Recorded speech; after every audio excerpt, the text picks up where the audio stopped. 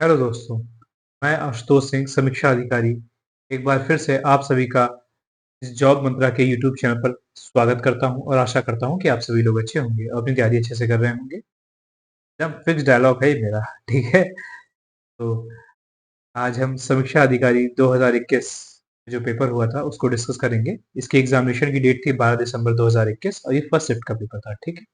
इस पेपर में हम केवल यूपी स्पेशल के क्वेश्चंस को डिटेल में डिस्कस करेंगे। तो चलिए आइए शुरू करते हैं। एक बार आप इन क्वेश्चन से हो जाएंगे ना, तो गो थ्रू हो जाएंगे। जब मैं आपको ये चीजें बताऊंगा तो आप जब इन्हें फिर से अटेम्प्ट करेंगे तो आपको चीजें पता रहेंगी कैसे क्या है। ठीक है? आपको रटने की जरूरत नहीं होगी, किताब में बुकिश नॉलेज की जरूरत नहीं होगी। ठीक है, तो शुरू करते हैं। उत्तर प्रदेश में किस प्रकार की जलवायु है? Which type of climate is found in Uttar Pradesh? तो उत्तर प्रदेश में ट्रॉपिकल मानसून टाइप यानी कि उष्णकटिबंधीय मानसूनी प्रकार की जलवायु पाई जाती है। तो इसमें बहुत कुछ समझाने के लिए है नहीं। जैसे हमारे पूरे भारत में ट्रॉपिकल मानसून पाया जाता है, इसे हिंदी में कहते हैं उष्ण कटिबंधीय टाइप का मानसून पाया जाता है हमारे पूरे भारत में। इसी प्रकार से यूपी में उष्ण कटिबंधीय मानसूनी प्रकार की जलवायु पाई जाती है, ठीक? यानी कि ट्रॉपिकल मानसून क्लाइमेट पाया जाता है हमारे उत्तर प्रदेश में। ये मैंने दो चीजें लिखी हुई है, एक हिंदी में लिखा हुआ है और एक इंग्लिश में। ये अपनी अपनी रिक्वायरमेंट्स के हिसाब से बाइलिंगुअल करने की कोशिश की है मैंने अपनी इस क्लास को। ठीक है, कुछ लोगों की डिमांड आई थी, कुछ बच्चों की, इसलिए मैं जहां तक हो सकता है क्लास को डुअल लैंग्वेज में यानी कि बाइलिंगुअल रखने की कोशिश करूंगा। कि मैं समझाता तो हिंदी में ही हूँ, लेकिन कुछ फैक्ट्स हिंदी और इंग्लिश जैसा सुटेबल होता है वैसा प्रोवाइड करता रहता हूँ। ठीक है, तो चलिए नेक्स्ट क्वेश्चन पे चलते हैं कि जौनपुर में झांझरी मस्जिद किसने बनवाई थी? Jhanjhri Masjid in Jaunpur was got constructed by Ibrahim Sharqi, Jahangir, Sher Shah Suri या Akbar? The right option will be A, Ibrahim Sharqi. Sharqi वंश का शासक था इब्राहिम सरकी, जिसने जौनपुर में झांझरी मस्जिद का निर्माण करवाया था। जौनपुर में झांझरी मस्जिद का निर्माण किसने कराया था? इब्राहिम सरकी। ये देखिए, ये है इस जौनपुर में झांझरी मस्जिद है, ये कुछ इसका फोटो ये है। ठीक है, जौनपुर में और भी बहुत सारी चीजें हैं, मॉन्यूमेंट्स है, हिस्टोरिकल मॉन्यूमेंट जो काफी फेमस है, आपको पता होने चाहिए। तो झांझरी मस्जिद जौनपुर में है। अटाला मस्जिद बहुत फेमस है, अटाला मस्जिद ये भी जौनपुर में है। मकबरा शाह फिरोज ये भी जौनपुर में है, और लाल दरवाजा जौनपुर में। ठीक, और यही चीजें मैंने हिंदी में लिखी हुई है। झांझरी, अटाला मस्जिद, मकबरा शाह फिरोज और लाल दरवाजा। ठीक, कहाँ पर है ये? जौनपुर में। पूछ दिया जाएगा आपके अपकमिंग एग्जाम में कि निम्नलिखित में कौन सा मॉन्यूमेंट जौनपुर में है या नहीं है, तो आप इसे अटेम्प्ट कर पाएंगे। ठीक, काफी मेहनत करके इन चीजों को मैं लेके आता हूँ। नेक्स्ट क्वेश्चन पे चलते हैं। उत्तर प्रदेश में जायद फसल मतलब जायद क्रॉप इन यूपी इज, आपको ये ऑप्शंस पढ़ने हैं, बताना है। मार्च में बोई जाती है और जून में काटी जाती है, या जून में बोई जाती है और सितंबर में काटी जाती है? मार्च में तो नहीं बोई जाती जायद की फसल। जायद की फसल जून में बोई जाती है और सितंबर में काटी जाती है। The right option will be B. तो देखिए कि नहीं नहीं नहीं, एक सेकेंड, सॉरी सॉरी, मुझसे गलती हो गई। मार्च में बोई जाती है और जून में काटी जाती है, हाँ, जायद की फसल। ये option will be the right. देखिए, तीन तरह की फसलें होती हैं, ठीक है, हमारे भारत में पाई जाती हैं, और यूपी में तीन प्रकार की फसलें हैं। एक होती है खरीफ, जैद और रबी। रबी की जो फसल होती है ये विंटर की मतलब जाड़े की फसल होती है। जैद की फसल गर्मी की फसल होती है, समर क्रॉप जिसे कहते हैं। और खरीफ की फसल मानसून की फसल होती है। ठीक, अब यहाँ पे जैद की फसल के बारे में पूछा जा रहा है, तो जो गर्मियों में बोई जाती है। तो प्लांटेड इन मार्च मतलब मार्च में बोया जाता है, एंड हार्वेस्टेड इन जून मतलब जून में काट लिया जाता है इन्हें। ठीक, ये पूछा गया था आपके एग्जाम में कि shown in the March and harvested in the June, अर्थात मार्च में बोई जाती है और जून में काटी जाती है। Option A will be the right answer. ठीक, और देखिए इसमें कौन कौन सी फसलें बोई जाती हैं, जैसे वाटरमेलन है और क्यूकम्बर है, मतलब खीरा, ककड़ी और तरबूज, खरबूज, ये सब कब किस मौसम की फसलें हैं? जायद की फसलें हैं, यानी कि गर्मी की फसलें हैं। ठीक है, और वहीं रबी की जो फसलें होती हैं, विंटर क्रॉप जिसे कहते हैं, वो नवंबर में बोई जाती हैं और अप्रैल में उन्हें काट लिया जाता है। ठीक, planted in November and harvested in April. में आती है वीट, गेहूं, बहुत ही इंपॉर्टेंट है, पूछा था वीट गेहूं किसकी फसल है? रबी की। या मतलब मटर, बार्ले और ग्राम मतलब चना, सभी किसकी हैं? रबी की फसलें हैं। ठीक। और खरीफ की फसलें वो होती हैं जो मानसून में बोई जाती हैं। प्लांटेड इन जून और हार्वेस्टेड इन अक्टूबर में आता है। में वो फसलें होती हैं जिनको अधिक से अधिक पानी की आवश्यकता होती है, जैसे राइस, ठीक है, जिसे आप चावल भी कहते हैं। कॉटन बहुत ही इंपॉर्टेंट है, ये दोनों राइस और कॉटन तो बहुत ज्यादा पूछा जाता है। मेज, मक्का, ग्राउंड नट, ये सब क्या है? खरीफ की फसलें हैं। ठीक है। तो चलिए अब नेक्स्ट क्वेश्चन पे चलते हैं। तो एग्रीकल्चर का एक्सप्लेनेशन कर दिया मैंने। निम्नलिखित में से शहर यमुना नदी के तट पर स्थित है, या fill in the blanks of the following cities is situated on the bank of Yamuna river. ये 4 शहरों के नाम दिए हुए हैं, आपको बताना है इनमें से कौन सा शहर यमुना नदी के तट पर है। लखनऊ, लखनऊ गोमती नदी के तट पर है। मथुरा, हाँ ये यमुना नदी के तट पर है। झांसी, झांसी कोई खास इंपॉर्टेंट कोई रिवर तो है नहीं। और वाराणसी, हाँ ये गंगा नदी के तट पर है। तो the right option will be B, Mathura जो है यमुना नदी के तट पर है। ये देखिए मैं और भी चीजें आपको बता देना चाहता हूँ इसी के थ्रू, क्वेश्चन में लगे हाथ। ये तो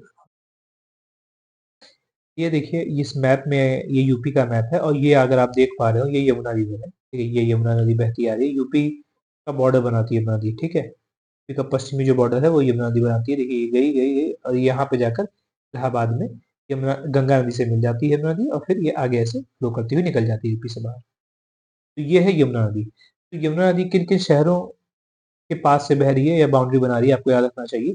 सहारनपुर, जो इंपॉर्टेंट शहर है हम उन्हीं की बात करेंगे। गाजियाबाद, मथुरा, आगरा, फिरोजाबाद, फिरोजाबाद अपनी चूड़ियों के लिए फेमस है। इटावा, जालौन, बांदा, फतेहपुर और शामली। ये कुछ शहर हैं जो यमुना नदी के तट पर हैं। आप जब कोई बुक पढ़ते होंगे तो उसमें बस आपको 3-4 शहर ही बताए जाते हैं, बहुत होता है तो 1 या 2 शहर बताए जाते हैं, ठीक है, जो कि सही अप्रोच नहीं होती, क्योंकि एग्जामिनर ये यूपी स्पेशल का है। कुछ ही तो यूपी में खास नदियां हैं, जैसे गंगा, यमुना, गोमती, घाघरा। अब इन पे जो बसे हुए शहर हैं वो नहीं पूछेगा तो फिर क्या पूछेगा, ठीक। इसीलिए ये कुछ शहर है, आप मैप से याद रखेंगे तो आपको ज्यादा अच्छे से याद रहेगा, ठीक है। आप रट्टाफिकेशन करने की कोशिश मत कीजिएगा, मैप के थ्रू याद करने की कोशिश कीजिएगा।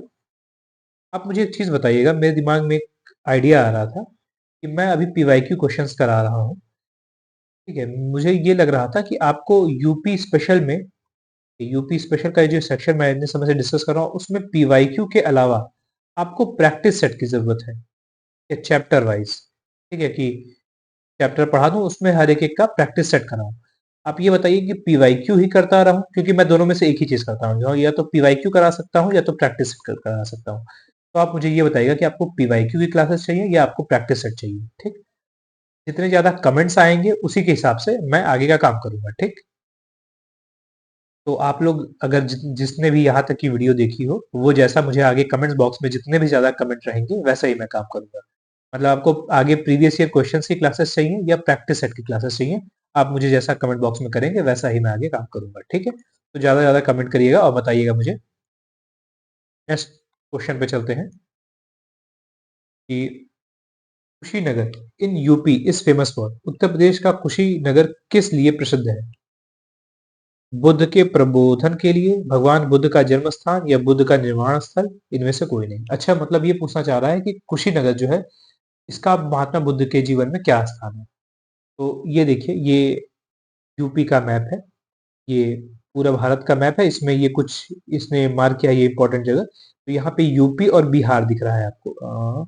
देखिए कुछ हद तक ये यूपी है, फिर यहाँ तक कुछ बिहार का हिस्सा है, ठीक है। इसमें जो इम्पोर्टेंट जगह है उन्हें मार्क किया गया है रेड कलर से। ये महात्मा बुद्ध के जीवन में इनका विशेष स्थान है, जैसे लुम्बिनी, ठीक है, यहाँ पे बुद्ध जी का जन्म हुआ था लुम्बिनी में।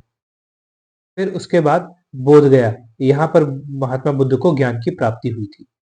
फिर ज्ञान प्राप्ति के बाद सारनाथ में उन्होंने पहला क्या उपदेश दिया था। फिर कुशीनगर में जाके, कुशीनगर कहाँ पड़ता है? आज बिहार में पड़ता है कुशीनगर। यहाँ पर अपने उन्होंने परिनिर्वाण किए थे, मतलब अपने शरीर का त्याग किया था, ठीक। तो ये 4 जगहों के नाम बड़े इंपॉर्टेंट है बुद्ध के। याद रखिएगा, लुम्बिनी जो आज इस समय नेपाल में है, यहाँ बुद्ध का जन्मस्थली था। बोध गया बिहार में है, जहाँ पे बुद्ध को ज्ञान की प्राप्ति हुई थी।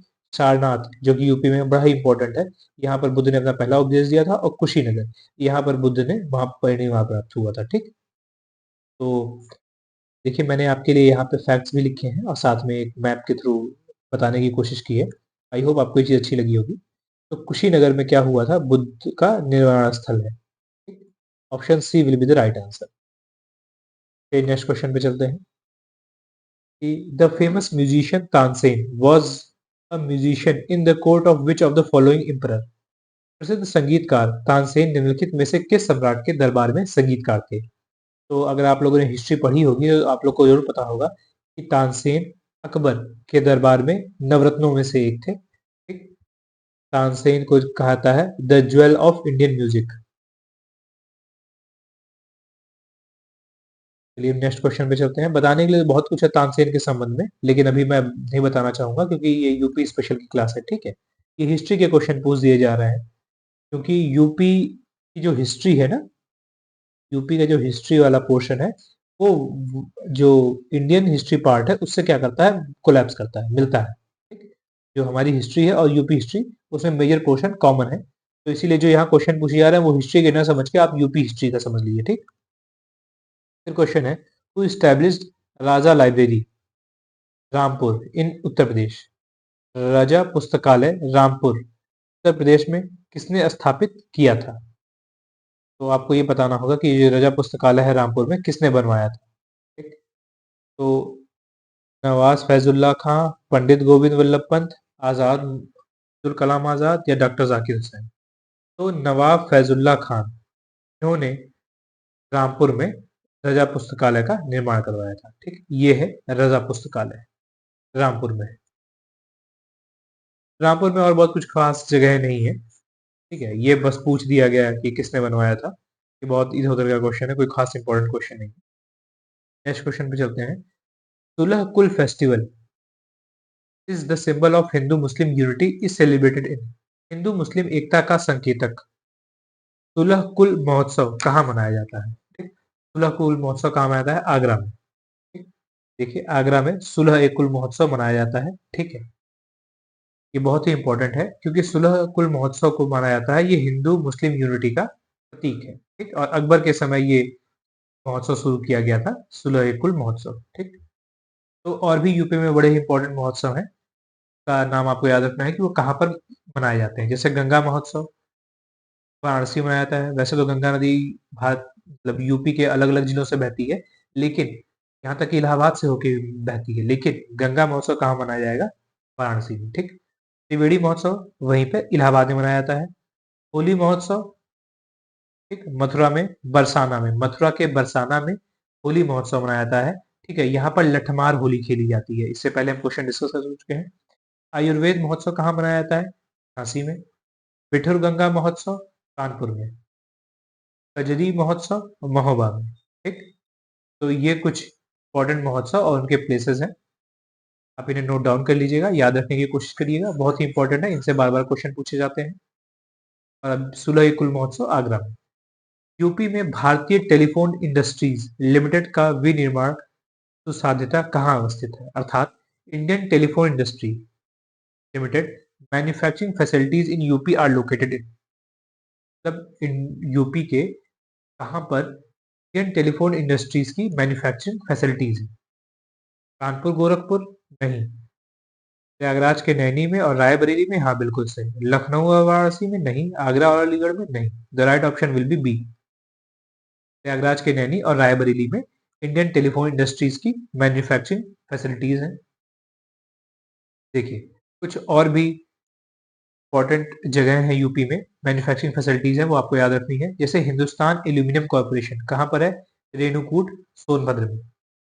पूरे यूपी में अगर एल्यूमिनियम का काम कहीं पर होता है तो हिंदुस्तान एल्यूमिनियम कॉर्पोरेशन में होता है, जो कि है रेणुकूट सोनभद्र में। बड़ा ही इंपॉर्टेंट है। हिंदुस्तान एरोनॉटिक्स लिमिटेड दो जगहों पर है, एक कानपुर में है इसकी एक मैन्युफैक्चरिंग फैसिलिटी, और एक कहाँ पर है, लखनऊ में। ठीक, हिंदुस्तान एरोनॉटिक्स लिमिटेड।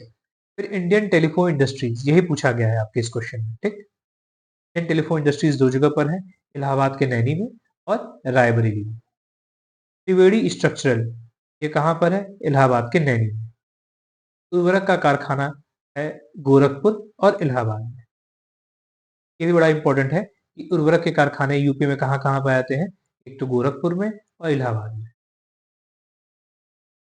तो चलिए नेक्स्ट क्वेश्चन पे चलते हैं। ये एक्स्ट्रा फैक्ट्स मैं आपको बताता चलता रहता हूँ ताकि आपका रिवीजन होता रहे और आपको एक्स्ट्रा चीजें पता रहे, तो आप भी नेक्स्ट क्वेश्चन को अटेम्प्ट कर सकें। In which of the groups of following crops Uttar Pradesh is a leading producer in India? निम्नलिखित फसलों के समूहों में उत्तर प्रदेश किसका बड़ा उत्पादक है? मतलब यहाँ पे चार चार फसलों के नाम दिए गए हैं, आपको ये बताना है कि इन फसलों में उत्तर प्रदेश किनका प्रथम उत्पादक है पूरे भारत में। ठीक, यूपी खास रूप से आलू, गन्ना, गेहूं, ठीक, खाद्यान्नों के उत्पादन में प्रथम स्थान रखता है और कुल खाद्यान्न के उत्पादन में भी यूपी का प्रथम स्थान है। फलों में तरबूज, अमरूद और आम के प्रोडक्शन में यूपी का प्रथम स्थान। वहीं अगर हम बात करें यूपी का द्वितीय स्थान किन चीजों के उत्पादन में, बाजरा, जौ और चावल के उत्पादन में यूपी का द्वितीय स्थान है। तीसरा स्थान किसमें है? अरहर, सरसों और कुल जो फल उत्पादन होता है उसमें यूपी का तृतीय स्थान है। ठीक, तो जहां भी इन ऑप्शंस में अगर आप देख पाएंगे, आपको सबसे पहले गन्ना और गेहूं मिलेगा। गन्ना और गेहूं, गन्ना गेहूं यहाँ पर भी है, गन्ना गेहूं यहाँ पर है, फिर यहाँ गए गन्ना गेहूं यहाँ पर भी है, यहाँ पर भी है, फिर गेहूं यहाँ पर है लेकिन गन्ना नहीं है, तो ये ऑप्शन नहीं होगा। गन्ना यहाँ पर है, गेहूं यहाँ पर है, मतलब तीन ऑप्शन आपने शॉर्ट लिस्ट किए, ए, बी और डी। अब आप देखिए सेकंड नंबर पे कौन कौन है? बाजरा, जौ, चावल, इनमें से कुछ है? जौ है, ठीक है, हाँ है, ठीक है, यहाँ पर जौ यहाँ पर है, फिर बाजरा, जौ, चावल, यहाँ पे जौ है नहीं, न बाजरा है, जौ है नहीं, है नहीं, तो ये भी नहीं होगा। अब इन दोनों ऑप्शंस को ढूंढिए। ठीक, ये स्थान किसका है? अरहर या सरसों? तो सरसों है यहाँ पर, देखिए, तो ये हर तरीके से सही हुआ ऑप्शन ए। वहीं पर अगर ऑप्शन बी पे आए तो मूंगफली, यूपी का मूंगफली उत्पादन में मुख्य स्थान नहीं है। मूंगफली मुख्य रूप से गुजरात में उगाई जाती है। ठीक, गुजरात में मूंगफली का उत्पादन होता है, तो ये ऑप्शन सही नहीं होगा। सही ऑप्शन क्या होगा? ए।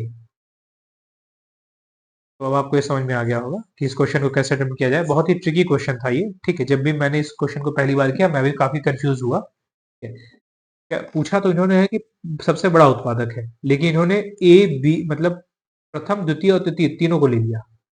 इन्हें आप नोट डाउन कर लीजिएगा, काफी इंपॉर्टेंट है। वैसे इनमें सबसे इंपॉर्टेंट है प्रथम, कि यूपी का प्रथम स्थान है आलू, गन्ना, गेहूं और कुल खाद्यान्न उत्पादन में। वहीं फलों में तरबूज, अमरूद और आम उत्पादन में। ठीक, चावल उत्पादन में यूपी का द्वितीय स्थान है। नेक्स्ट क्वेश्चन पे चलते हैं कि which film was made in Braj भाषा बाई पोएट काका हाथरसी? कवि का नाम है काका हाथरसी, द्वारा कौन सी फिल्म ब्रज भाषा में बनाई गई थी? तो ये फिल्म बड़ी इंपॉर्टेंट हुई थी। काका हाथरसी ने एक फिल्म बनाई थी ब्रज भाषा में। फिल्म का नाम था जमुना किनारे, जो 1983 में आई थी। ठीक, काका हाथरसी के द्वारा ये फिल्म लिखी गई थी। तो पूछा जा रहा है इस फिल्म का नाम क्या है? क्या नाम था? जमुना किनारे। तो यही है कि कवि काका हाथरसी द्वारा कौन सी फिल्म ब्रजभाषा में बनाई गई थी? तो जमुना किनारे नाम की जो फिल्म है वो काका हाथरसी द्वारा ब्रजभाषा में बनाई गई थी। ठीक, कोई बहुत इंपॉर्टेंट क्वेश्चन नहीं है, पता नहीं कहाँ कहाँ से ये सब क्वेश्चन ढूंढ लाते हैं। किसी भी किताब में आप ढूंढ लेंगे नहीं मिलेगा आपको यूपी में। ये लेकिन पता नहीं कहाँ से ला देते हैं। फिर नेट पे भी इन्हें ढूंढने में बड़ी समस्या होती है, ये क्या पूछ ले रहे हैं। चलिए, मतलब हर सेट में एक दो क्वेश्चन तो फालतू के रहते ही हैं। के लिए बहुत डिमोटिवेट नहीं होना है आपको। अगर 13 क्वेश्चन मिल रहे हैं तो आप 10 क्वेश्चन तो एकदम फिक्स करके रखिए। 10 क्वेश्चन आपको कोई छू ना पाए। बाकी एक या दो क्वेश्चन जो आता है करंट से आप छोड़ दीजिए। एक या दो फालतू आ जा रहे हैं, ठीक है, आप उन्हें भी हटा दीजिए। ठीक है, जो फालतू के क्वेश्चन है, बाकी 10 क्वेश्चन तो आप 13 में से कर ही लेंगे, ये मेरी गारंटी है। ठीक, नेक्स्ट क्वेश्चन पे चलते हैं कि उत्तर प्रदेश सरकार के चर्म संस्थान कहाँ स्थित है? Uttar Pradesh government leather institute are located in Kanpur, Meerut में। कानपुर में तो है, मेरठ में नहीं है। कानपुर और आगरा में, हाँ बिल्कुल सही, कानपुर आगरा दोनों जगहों पर है। तो राइट ऑप्शन क्या होगा? बी। आगरा में हाँ है लेकिन बरेली में नहीं है, गोरखपुर में नहीं है, मथुरा में नहीं है। ठीक है, तो राइट ऑप्शन क्या हो गया? बी। तो उत्तर प्रदेश के जो चर्म संस्थान है वो कहाँ पर है? कानपुर और आगरा में। मैं पहले ही बता चुका हूँ, कानपुर और आगरा दोनों ही चर्म उद्योग के लिए बहुत ही फेमस है। ठीक है, पूरे यूपी में। देखिए कुछ और भी इंस्टीट्यूट्स हैं यूपी के जो बड़े इंपॉर्टेंट हैं, एक बार फिर से उसका रिवीजन कर देते हैं हम। बार बार इन्हीं बातों को रटता हूँ मैं ताकि आपको याद हो जाए, मुझे भी याद हो चुका है अब तक। जैसे नीचे से इस बार शुरू करते हैं। कानपुर में है जेके कैंसर इंस्टीट्यूट, बहुत ही इंपॉर्टेंट है। जेके कैंसर इंस्टीट्यूट कहाँ पर है? कानपुर। वहीं केंद्रीय वस्त्र संस्थान मतलब सेंट्रल क्लॉथ इंस्टीट्यूट कहाँ पर है? कानपुर। भारतीय चमड़ा रंगाई एवं जूता संस्थान, चमड़ा रंगाई और जूता संस्थान कहाँ पर है? कानपुर, क्योंकि कानपुर का विशेष स्थान है चमड़े के क्षेत्र में और यहीं पर चमड़े का इंस्टीट्यूट भी है।